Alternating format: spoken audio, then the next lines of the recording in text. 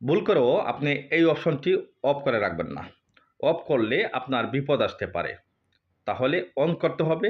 আর on করলে কিন্তু কোনো হ্যাকার যদি আপনার হোয়াটসঅ্যাপ অ্যাকাউন্টটি হ্যাক করতে চায় তাহলে কিন্তু আপনার কাছে নোটিফিকেশন চলে আসবে।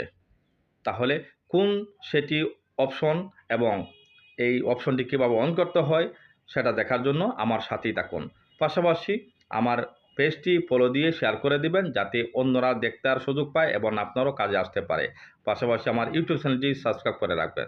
তাহলে দেখে নিই কীভাবে এই কাজটি করতে হয়, সাথেই থাকুন।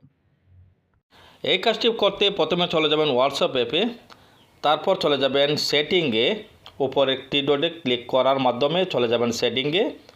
তারপর উপরে দেখেন অ্যাকাউন্ট অপশনটিতে ক্লিক করবেন।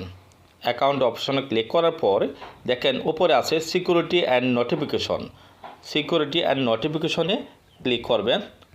তারপর দেখেন নিচে এখানে show security on this device, এটিকে অন করে দিবেন। তাহলে কিন্তু এই যে অন করে দিলাম, কাজটি কমপ্লিট হয়ে গেল। এখন কিন্তু আপনার এই হোয়াটসঅ্যাপ অ্যাকাউন্টটি যদি কোনো হ্যাকার যদি হ্যাক করতে চায় তাহলে কিন্তু আপনার কাছে নোটিফিকেশন চলে আসবে। That's it.